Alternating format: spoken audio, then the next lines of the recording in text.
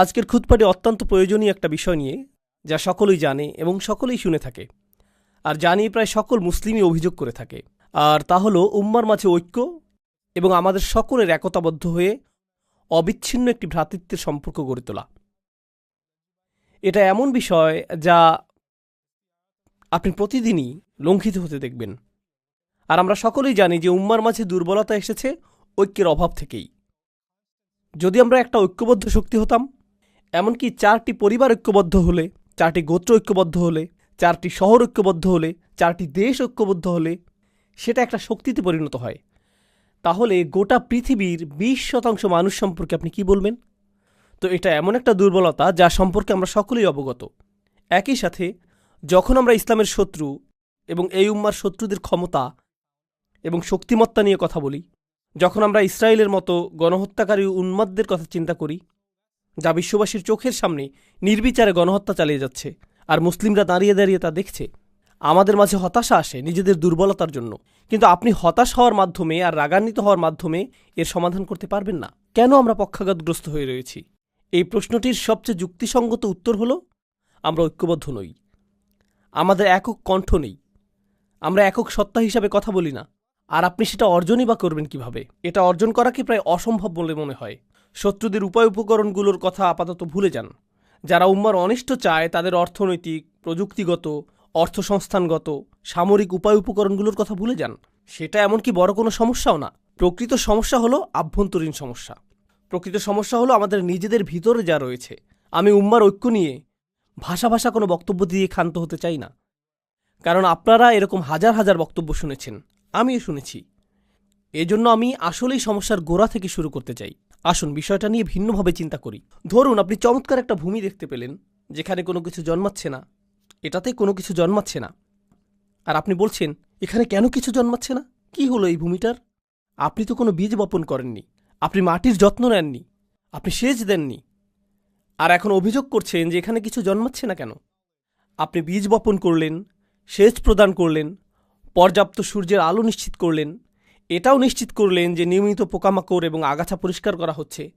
যদি আপনি তা না করেন, তাহলে অভিযোগ করার কোনো অধিকার আপনার নেই।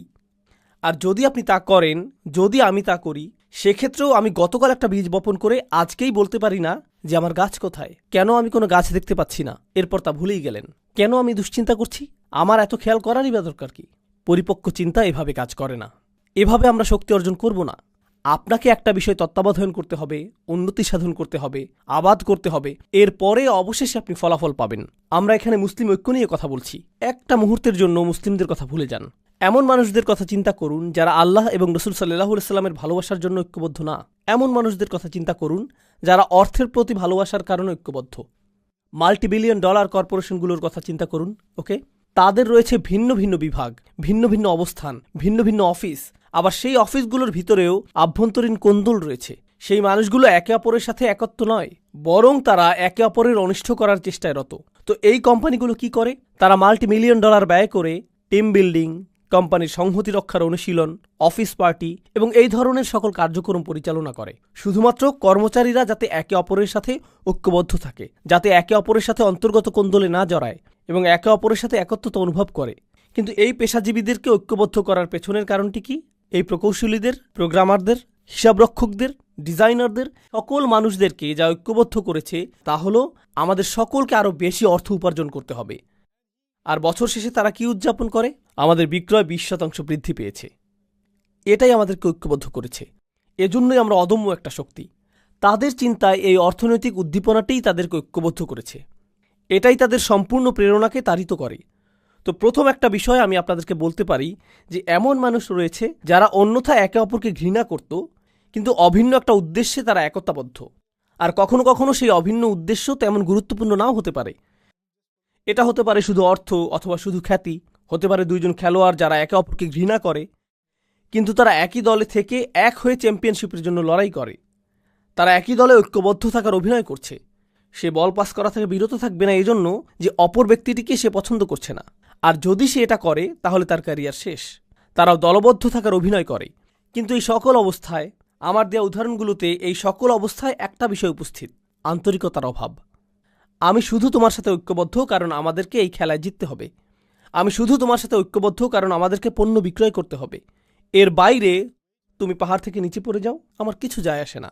এর বাইরে আমি তোমার সাথে এক কক্ষেও থাকতে চাই না। তুমি যে যুক্তি প্রদান করো আমি সেগুলো সহ্যও করতে চাই না। বুঝতে পারছেন? এখানে বস্তুগত একটা উদ্দেশ্য রয়েছে যা মানুষকে ঐক্যবদ্ধ করেছে। এটা না হলে তারা পরোয়াই করতো না। যখন আপনি রাজনীতির কথা চিন্তা করেন, আপনি ডেমোক্রেটিক এবং রিপাবলিকান পার্টি নিয়ে চিন্তা করেন এবং প্রায় গুরুত্বহীন ইন্ডিপেন্ডেন্স পার্টি নিয়ে চিন্তা করেন, কিন্তু এই দলগুলো নিয়ে যখন চিন্তা করেন আপনি মনে করেন যে ডেমোক্রেটরা সকল ঐক্যবদ্ধ, রিপাবলিকানরা সকল ঐক্যবদ্ধ, কিন্তু একই দলের ভিতরের এই লোকগুলো একে অপরকে অপছন্দ করে। তারা বরং একে অপরকে ধ্বংস করতে ভালোবাসবে, যদিও তারা একই দলের অংশ। তাহসাবুহুম জামিআন ওয়া কুলুবুহুম শাত্তা। আল্লাহ বলছেন, তোমরা কি মনে করেছ তাদের হৃদয়গুলো একতাবদ্ধ? তাদের হৃদয়গুলো ছড়ানো ছিটানো। তো প্রশ্ন উঠছে, যখন আল্লাহ আমাদেরকে এক উম্মাহ হওয়ার আহ্বান জানাচ্ছেন যে আমাদেরকে এক উম্মাহ হতে হবে, সেক্ষেত্রে আমাদেরকে জানতে হবে যে সেই জিনিসটা কি যা আমাদেরকে ঐক্যবদ্ধ করেছে। ঠিক কোন জিনিসটি আমাদেরকে ঐক্যবদ্ধ করেছে? আর আমাদেরকে ঐক্যবদ্ধকারী প্রেরণাটা যদি আসলে সবচেয়ে শক্তিশালী প্রেরণা হয়, তাহলে সেই ঐক্যটি অত্যন্ত মজবুত হবে। কিন্তু ঐক্যবদ্ধকারী প্রেরণাটি যদি ক্ষীণ হয়, তাহলে ঐক্যটিও দুর্বল হবে। ঐক্যটি সেই জিনিসের মতোই দুর্বল হবে যা আমাদেরকে একত্রিত করেছে।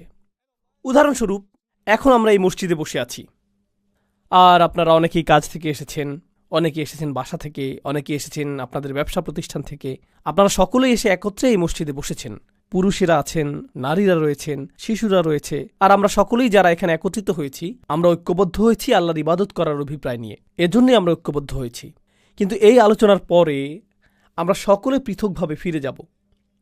তো যদিও এখানে আমরা কয়েকশো মানুষ থাকি, কয়েক হাজারও থাকি, আমরা একত্রিত হয়েছি ঠিকই, কিন্তু আসলে আমরা 1000 স্বতন্ত্র ব্যক্তি। আমরা আসলাম এবং একসাথে একটি কাজ করলাম, তারপর আমরা চলে গেলাম, এটুকুই। এটা ঐক্যের বহিঃপ্রকাশ নয়, এটা হলো সম্মিলিত একটা উদ্দেশ্যের বহিঃপ্রকাশ। আমাদের শুধু সম্মিলিত একটা উদ্দেশ্য ছিল। আমাদের সকলের উদ্দেশ্য ছিল জুমার নামাজ আদায় করা, এটুকুই। এটুকুই। এটা দ্বারা এটা বোঝায় না যে এই সম্প্রদায়টি ঐক্যবদ্ধ। কোনোভাবেই এটা প্রদর্শন করে না। এখানে আমাদের উদ্দেশ্য হলো ইবাদত করা। কিন্তু আপনি যদি শুধু একটি উদ্দেশ্য দ্বারা ঐক্যবদ্ধ হন, আর এটাই যদি হয় সব, তাহলে যখনই সেই উদ্দেশ্য সমাপ্ত হবে, আপনার ঐক্যও শেষ হয়ে যাবে। অন্য আর কিছুর প্রয়োজন হবে না। আমি শুধু চাই যে আমার সন্তানেরা মসজিদে যাক। আমি শুধু চাই যে আমার সন্তান কিছুটা কোরআন শিখুক। আমি শুধু কোনোভাবে ইসলামের সাথে সম্পর্ক অনুভব করতে চাই, এটুকুই। যদি এটাই আপনার উদ্দেশ্য হয়, তাহলে এটুকুই পাবেন। যখন সেটা পূরণ হবে, আপনার আর কোনো প্রয়োজন থাকবে না, আর কোনো লক্ষ্য থাকবে না। কোরআন ঐক্য সম্পর্কে সম্পূর্ণ ভিন্ন একটা চিত্র অঙ্কন করেছে। এটা কোনো একটা কাজের উপর নির্ভরশীল নয়। এটা বড় একটা ঈদের নামাজের উপর নির্ভরশীল নয়। আর প্রতি বছর আমি একই সাথে হাসি এবং কাঁদি যখন শুনি মানুষ ঈদ কবে উদযাপিত হবে তা নিয়ে মতবিরোধী লিপ্ত। কারণ একই দিনে আমাদেরকে ঈদ উদযাপনের ব্যাপারে ঐক্যবদ্ধ হওয়া উচিত। আমি এই বিষয়ে বলি, আসলেই কি তাই? যদি আমরা সকলেই একই দিনে ঈদ উদযাপন করি, সেটাই আপনার কাছে ঐক্য বলে মনে হয়? নামাজের সেই 20 মিনিট? ঐক্য কি এটুকুই? আপনি এমনকি জানেনও না যে যেই মানুষটির পাশে আপনি ঈদের নামাজ পড়ছেন তার পরিবারের সদস্য হাসপাতালে ভর্তি রয়েছে। আপনি তা জানেন না। আপনি এটাও জানেন না যে এই ব্যক্তিটি ব্যবসায় ক্ষতির শিকার হয়েছে, অথবা এই ব্যক্তিটি তার বাবাকে হারিয়েছেন, অথবা তিনি কাজ হারিয়েছেন, অথবা স্বাস্থ্যগত সংকটের মধ্য দিয়ে যাচ্ছেন। আপনি জানেন না। তো ঐক্য আসলে কি? একটা ছবি যা প্রদর্শন করে যে অনেক মানুষ একসাথে দাঁড়িয়ে রয়েছে, এটাই ঐক্য। আমার যুক্তিতে এটা ঐক্যের কৃত্রিম এবং অর্থহীন মানদণ্ড। আর সেজন্যই যখন আমরা অভিযোগ করি যে আমাদের ঐক্য নেই, আমাদের সেই অভিযোগও অর্থহীন। এটা আমার দেয়া উদাহরণটির মতোই। আপনি একটা ভূমির সামনে দাঁড়িয়ে আছেন যেখানে কিছু জন্মাচ্ছে না, আর আপনি বলছেন, হেই, এখানে তো কোনো কিছুই দেখছি না, কেন আমার জন্য কিছু জন্মানো অবস্থায় নেই? ইতিমধ্যেই তো আমার বাগানে প্রবেশ করার কথা। না না না, যদি আপনি বাগানের মালি হতে প্রস্তুত না হন, সেক্ষেত্রে অভিযোগ করার কিছুই নেই। তো আসুন একটু পেছনে ফিরে যাই এবং এই বিষয়টা নিয়ে চিন্তা করি। প্রথমত এবং প্রধানত আমি পুরুষ মানুষদের উদ্দেশ্য করে বলবো, পর্দার আড়ালের বোনেরা একটু ধৈর্য ধরুন, আপনাদের পালা আসবে। যদি আজকে নাও হয়, অন্য আরেকদিন বলবো ইনশাআল্লাহ। কিন্তু আজ আমি শুধু পুরুষদের উদ্দেশ্য করে বলবো। মুসলিম সমাজের অনেক পুরুষ মানুষের সাথেই আমার অনেক কথোপকথন হয়েছে, সারা পৃথিবীব্যাপী এবং আমেরিকাতেও। পুরুষ মানুষদের কাছ থেকে অন্যতম একটা অনুভূতির কথা আপনি শুনবেন যে সকলেই আমার কাছ থেকে কিছু চায়। আমার পরিবার আমার কাছে চায়, আমার বাবা মা আমার কাছে চায়, আমার সন্তানেরা আমার কাছে চায়, আমার স্ত্রী আমার কাছে চায়, আমার শ্বশুরবাড়ি আমার কাছে চায়, আমার বস আমার কাছে চায়, আমার সমাজ আমার কাছে চায়, প্রত্যেকেই আমার কাছে কিছু চায়। আর সে যদি একটা ফোন কলও পায়, এমনকি কলটি রিসিভ করার আগে সে ধরে নেয় এটা তার উদ্দেশ্য না যে হ্যালো, আমি তোমার খবর নেওয়ার জন্য ফোন করলাম, তুমি কি ভালো আছো, সব কিছু কি ভালো চলছে, চলো একদিন দেখা করি।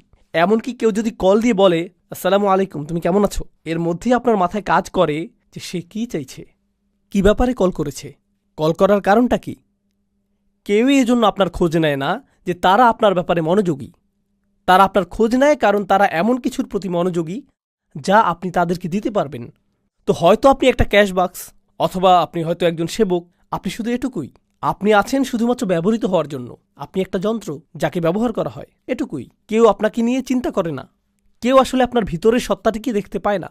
আর আপনি মসজিদে আসছেন, এখানে শুনতে পান যে মুসলিমরা সবাই ভাই ভাই, আসসালামু আলাইকুম, এরপর আপনারা একে অপরকে আলিঙ্গন করেন, সালাম এবং দোয়া বিনিময় করেন, এতে সমস্যা নেই। কিন্তু যখনই আপনি বলেন ভাই আমি কি আপনার সাথে একটু কথা বলতে পারি, আমি ব্যস্ত, এই মুহূর্তে একটু ব্যস্ত, কারণ কারোরই আপনার জন্য সময় নেই, কারোরই আপনার জন্য সময় নেই। আর আরও এক ধাপ সামনে আগালে আপনার পরিবার হয়তো আপনার উপর নির্ভরশীল, তারা আপনার উপর নির্ভরশীল। উদাহরণস্বরূপ, আপনি হয়তো উপার্জনকারী, আর আকস্মিক আপনি অসুস্থ হয়ে পড়লেন এবং চাকরি হারিয়ে ফেললেন। আপনি শুধুমাত্র চাকরি হারালেন না, পরিবারে আপনি সম্মানও হারিয়ে ফেললেন। আত্মীয়রা আর আগের মতো আচরণ করছে না। সবসময় তারা আপনাকে কল করত, এখন আর কেউ কলও করে না। তারা আর আপনার খোঁজ নেয় না, খোঁজ রাখে না, বরং যতটা সম্ভব আপনাকে এড়িয়ে চলে। জানেন কেন? কারণ আকস্মিকভাবেই আপনি দানকারীর ভূমিকা থেকে গ্রহণকারীর ভূমিকায় নেমে এসেছেন। তাই কিছু চাইতে পারে এমন কারো থেকে মানুষ দূরে থাকতে চায়। এমনকি আমাদের পরিবারের ভিতরেই যদি এমনটা ঘটে, তাহলে অবস্থাটা কি হতে পারে যখন এই পরিসর বড় হয়ে সমাজ পর্যন্ত বিস্তৃত হয়? তখন কি ঘটে যখন মানুষ অনুভব করে যে কেউ তার কথা চিন্তা করে না? আর আমরা এখানে একটা ভিন্ন ধরনের সমাজে বসবাস করছি। ইউনাইটেড স্টেটস কিন্তু ডেনমার্ক থেকে আলাদা, এটা জার্মানি থেকেও আলাদা, এমনকি এটা কানাডা থেকেও আলাদা। ইউনাইটেড স্টেটস সম্পর্কে এমন কিছু বলছি যা আপনারা নিজেরাও জানেন। এটাকে পুঁজিবাদের নমুনা ধরা হয়। পুঁজিবাদ অর্থ আপনাকে প্রথম হওয়ার প্রতিযোগিতায় নামতে হবে। কেউ আপনার জন্য চিন্তা করবে না, আপনার নিজের চিন্তা নিজেকেই করতে হবে। কেউ আপনার জন্য এগিয়ে আসবে না। আমরা তো শ্বাস প্রশ্বাসের সাথেও পুঁজিবাদ গ্রহণ করছি, আর তার সাথে যোগ হচ্ছে আমাদের সমষ্টিগত জীবন। এটা সত্য যে যদিও আমাদের মধ্যে কিছুটা হলেও সালাম এবং দোয়া বিনিময়ের ভ্রাতৃত্ব সম্পর্ক রয়েছে, এটা নেহাত আনুষ্ঠানিকতার সীমা অতিক্রম করে না। কিন্তু এটা প্রকৃত ভ্রাতৃত্ব নয়। প্রকৃত ভ্রাতৃত্ব পরীক্ষার একটা পদ্ধতি বলে দিচ্ছি। আমি যদি আসলেই সমস্যার মধ্য দিয়ে যাই, তৎক্ষণাৎ এমন কারো কথা কি মনে পড়ে যাকে আমি কল করতে পারি? কাকে কল করার কথা তাৎক্ষণিক আমার মনে পড়ে? মসজিদের ভাইদের কথা কি মনে পড়ে? যাদের সাথে আমি চলি তাদের কথা কি মনে পড়ে? কার কথা মনে পড়ে? আপনি যদি সেরকম কাউকে পান, তাহলে আপনার জীবনে কিছুটা ভ্রাতৃত্ব রয়েছে। কিন্তু আপনি যদি দুইবার ভাবেন এই ব্যক্তিকে বললে সে আমার সম্পর্কে কি ভাববে, এই ব্যক্তিকে বললে সে কিভাবে এটা আমার বিরুদ্ধে ব্যবহার করবে, আপনাকে যাচাই বাছাই করতে হয় আপনার সমস্যাটি কোনো ব্যক্তিকে খুলে বলবেন কিনা, কারণ আপনি নিশ্চিত না যে সে এই কথা আরও 20 জনের সাথে বলে বেড়াবে কিনা। তখন আপনি ঈদের দিনে উত্তপ্ত আলোচনার বস্তুতে পরিণত হবেন। জানেন ওই ভাইটি আমাকে কি বলেছে, কি ঘটেছে তার সাথে? ও মাই গড! আপনি অন্য কারো উপভোগের গল্পে পরিণত হতে চান না, এই জন্য নিজের মুখ বন্ধ রাখেন। জানেন এর অর্থ কি? আপনার জীবনে ভ্রাতৃত্ব অনুপস্থিত। একজন ইমানদার অপর ইমানদারকে যে সতর প্রদান করার কথা, সেটা আপনার নেই, আপনার তা নেই। আসুন আরও এক ধাপ এগিয়ে যাই, সেই আয়াতটিতে যাওয়ার আগে যা আমি আসলেই আপনাদের সাথে শেয়ার করতে চাই। আরেক ধাপ এগিয়ে যাই। আমাদের সমাজে এমন তরুণ অথবা বৃদ্ধ মানুষ রয়েছেন যারা ব্যর্থ হয়েছেন। ব্যর্থতাও জীবনেরই অংশ। আপনি কোনো পরীক্ষায় অকৃতকার্য হলেন, এটা ঘটতেই পারে। চাকুরির পরীক্ষায় ব্যর্থ হলেন, এটা ঘটতেই পারে। আপনি ধর্ম পালনেও ব্যর্থ হতে পারেন। কোনো তরুণ হতাশার শিকার হয়ে মদ্যপান শুরু করতে পারে, এটা ঘটতে পারে। কেউ হারাম সম্পর্কে জড়িয়ে পড়তে পারে, এরপর ড্রাগ, মদ্যপান এবং এ জাতীয় আরও অন্ধকার পথ বেছে নিতে পারে, আরও খারাপ পথেও যেতে পারে। সে আরও নিচে চলে যেতে পারে। আপনি যদি আপনার শিশু সন্তানটিকে নিয়ে হাঁটেন আর শিশুটি পড়ে যায়, তখন আপনি কি করেন? আপনি তাকে তুলে নেন, তাকে মুছে দিবেন। যদি সে আঘাত পায়, সেখানে ব্যান্ডেজ লাগিয়ে দিবেন, অ্যান্টিসেপটিক লাগিয়ে দিবেন। তাকে সেরে ওঠার সুযোগ দিবেন যাতে সে সুস্থ হয়ে ওঠে। আমাদের সমাজে কি ঘটে, কি হয় যখন আমাদের পরিসরে কেউ নিচে পড়ে যায়? ও মাই গড, আস্তাগফিরুল্লাহ। এই যুগের তরুণদেরকে দেখো, জানো কি দেখলাম? আব্দুল করিম কি করেছে জানো? লা হাওলা ওয়ালা কুওয়াতা ইল্লা বিল্লাহ। আমি তাকে অমুক জায়গা থেকে বের হতে দেখলাম। ইন্না লিল্লাহি ওয়া ইন্না ইলাইহি রাজিউন। কেউ একজনের তার সাথে কথা বলা উচিত। জানেন বিষয়টা কি? সেই ব্যক্তিটি হয়তো একটি পাপ কাজ করেছে, আমি বলবো যে আপনি তার চেয়েও বড় পাপ কাজ করেছেন। সেটা যদি আল্লাহর বিরুদ্ধে করা অপরাধ হয়ে থাকে, আপনিও তো নিজের মুখ ব্যবহার করে অন্য মানুষের সামনে অপর এক ভাইয়ের মর্যাদা নষ্ট করেছেন। আর আস্তাগফিরুল্লাহ বলছেন যেন আপনি প্রকৃতই তার ভালো চাইছেন। কারণ আপনি যদি প্রকৃতই ভালো চাইতেন, প্রথমত আপনার মুখ বন্ধ থাকত, আর একমাত্র তখন এটা খুলত যখন আপনি তার কাছে গিয়ে তাকে জড়িয়ে ধরে বলতেন, যদি কখনো প্রয়োজন হয় আপনার কথা শোনার জন্য আমি সদা প্রস্তুত, আর আমি মারা গেলেও আপনার এই গোপনীয়তা প্রকাশ করব না। সেটাই হতো ভ্রাতৃত্বসুলভ আচরণ। এখন যা করছেন তা ভ্রাতৃত্ব নয়। আমি আমাদের তরুণদের নিয়ে উদ্বিগ্ন। এটা ভ্রাতৃত্ব না। আমি জানি না এটা কি, তবে কমপক্ষে এটা যে অগোচরে আক্রমণ সেটা তো বলাই যায়। কিন্তু এই বাস্তবতাটি আমি আমার জন্য সৃষ্টি করেছি। তারপর আমরা এই কথা বলার ধৃষ্টতা দেখাই যে উম্মাহ কেন ঐক্যবদ্ধ নয়? কোটি কোটি মানুষ রয়েছে। আরে ভাই, আপনি কি আমাদের 1 ডজন মানুষকে ঐক্যবদ্ধ দেখাতে পারবেন? 2 ডজনকে দেখাতে পারবেন? কোটি কোটি মানুষের একতা নিয়ে কথা বলার আগে কয়েকশো ঐক্যবদ্ধ মুসলিম দেখাতে পারবেন? তো আসুন এখন আমরা দেখি সাহাবীগণ কেমন ছিলেন এবং কোরআন কেন তাদেরকে এত প্রশংসা করেছে। এটি হলো কোরআনের সবচেয়ে চমৎকার স্থানগুলোর একটি। খুবই সংক্ষেপে আমি আপনাদেরকে ঘটনাগুলো বলবো। খাইবারে রাসূল সাল্লাল্লাহু আলাইহি সাল্লামকে উল্লেখযোগ্য একটা বিজয় প্রদান করা হয়েছিল। খাইবারের আগে মুসলিমরা মূলত ছিল দেউলিয়া, তাদের কোনো অর্থ সম্পদ ছিল না। খাইবারের পরে আকস্মিকভাবে তারা কোটিপতি হয়ে গেলেন। কোটি কোটি টাকা আসতে লাগলো। এখনকার সময়ের অর্থের মাপকাঠিতে হিসেব করলে কোটি কোটি টাকার আবাসন, কৃষিভূমি, পুনরাবর্তিত মুনাফা, এই সব কিছু আকস্মিকভাবে মদিনায় চলে আসলো। আর এটা ঘটার ঠিক আগেও মুসলিমরা কোনো রকমে টিকে ছিল। হাদিসে এমন বর্ণনা এসেছে যে রাসূল সাল্লাল্লাহু আলাইহি সাল্লামের কন্যা 2-3 দিন যাবৎ অনাহারে থাকা সত্ত্বেও তার নিজের কন্যাকে ফিরিয়ে দিতে হয়েছিল, কারণ তার কাছেও খাবারের কিছু ছিল না, আর তিনি তার পেটে পাথর বেঁধে রাখতেন ক্ষুধার যন্ত্রণা লাঘবের জন্য। এরকমই ছিল মুসলিমদের অবস্থা।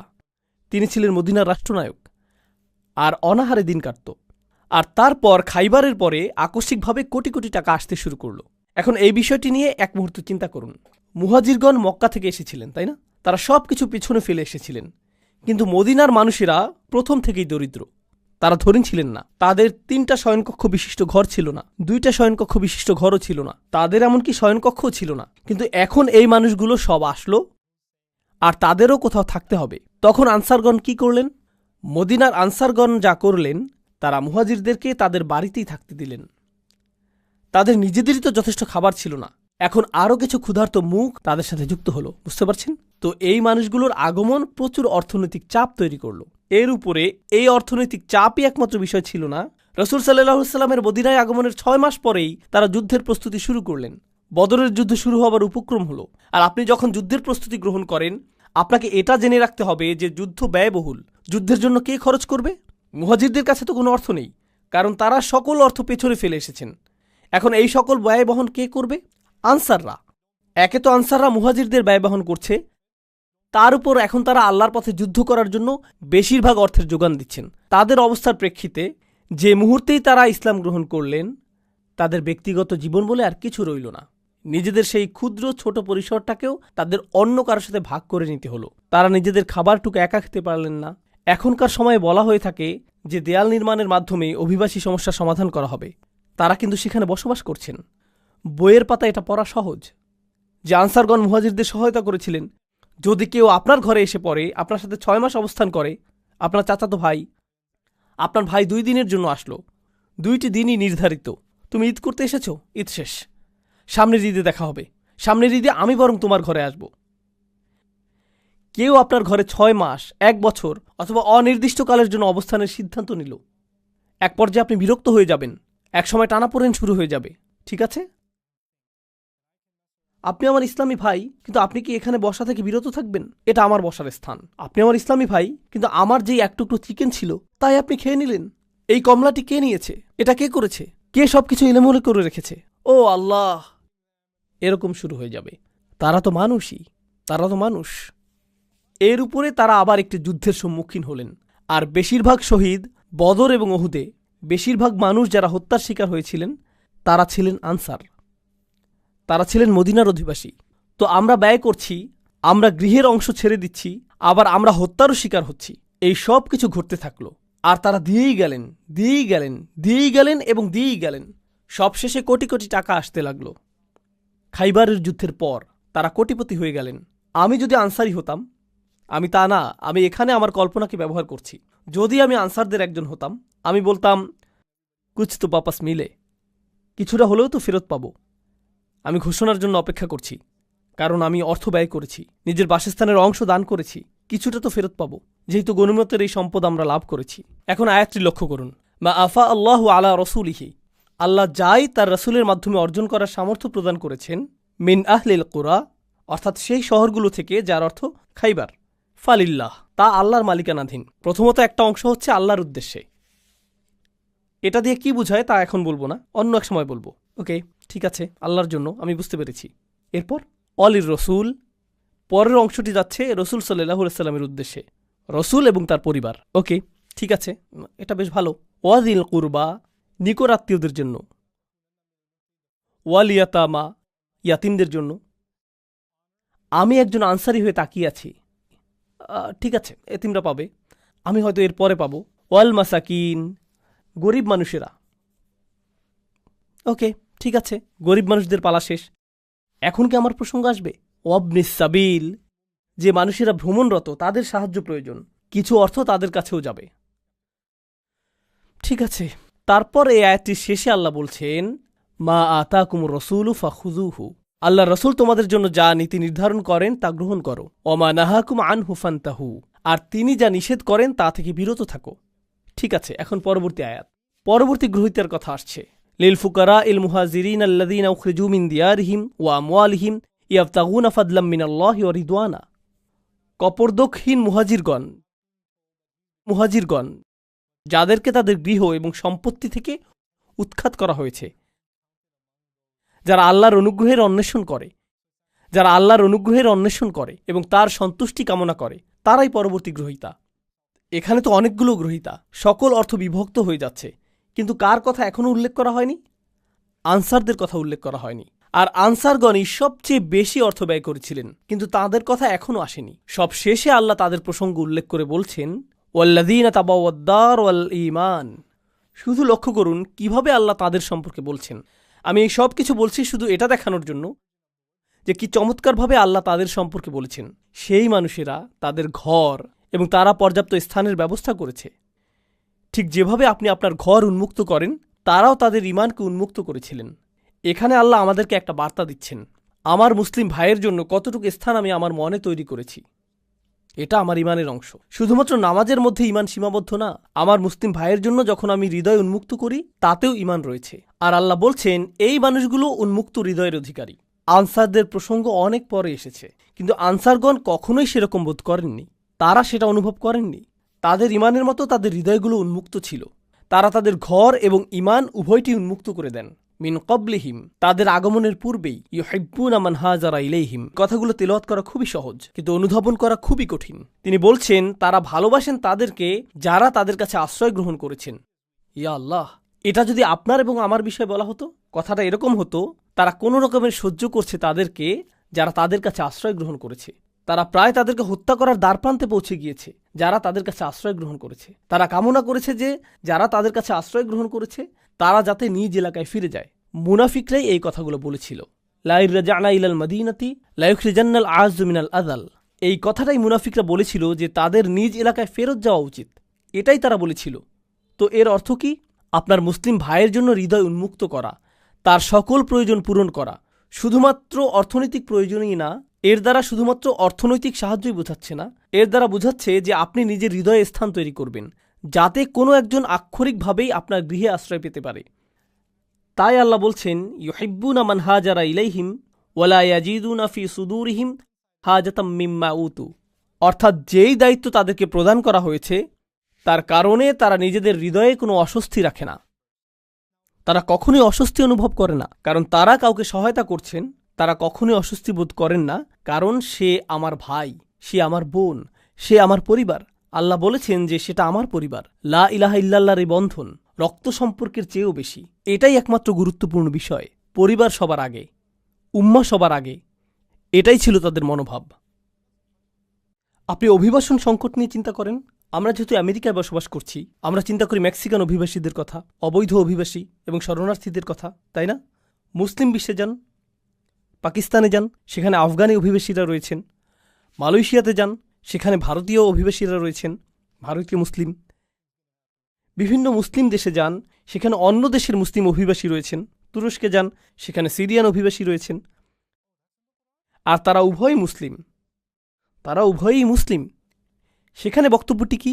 মুসলিমদের মনোভাব সেই মুসলিমদের প্রতি যারা তাদের কাছে স্থানান্তরিত হয়েছে, সেই মনোভাবটা কেমন? এই সকল স্থানে এবং অন্য আরও স্থানে ট্রাম্প যেভাবে অভিবাসীদের নিয়ে কথা বলে, তারাও তাদের সম্পর্কে ঠিক সেভাবেই কথা বলে। প্রকৃতপক্ষে তারা এর চেয়েও খারাপভাবে কথা বলে। ট্রাম্প বরং উত্তম বলে। সেই ব্যবহার লক্ষ্য করুন এবং লক্ষ্য করুন যে কোরআন কি বলছে। ইউহিব্বুনা মান হাজারা ইলাইহিম। মুসলিম বিশ্বেই অন্য মুসলিম দেশ থেকে আগত কত হাজার মানুষকে সীমানায় আটকে দেয়া হয়েছে। সেখানে তারা মূলত ক্যাম্পে বসবাস করছেন। তারা এমনকি ভেতরেও প্রবেশ করতে পারছেন না। আর তারা প্রজন্মান্তরে সেখানে রয়েছেন। শিশুরাও একই ক্যাম্পগুলোতেই জন্মেছে এবং বেড়ে উঠছে। ওয়ালা ইয়াজিদুনা ফি সুদুরিহিম হাজাতাম মিম্মা উতু ওয়া ইউসিরুনা আলা আনফুসিহিম ওয়ালাউ কানা বিহিম খাসাসা।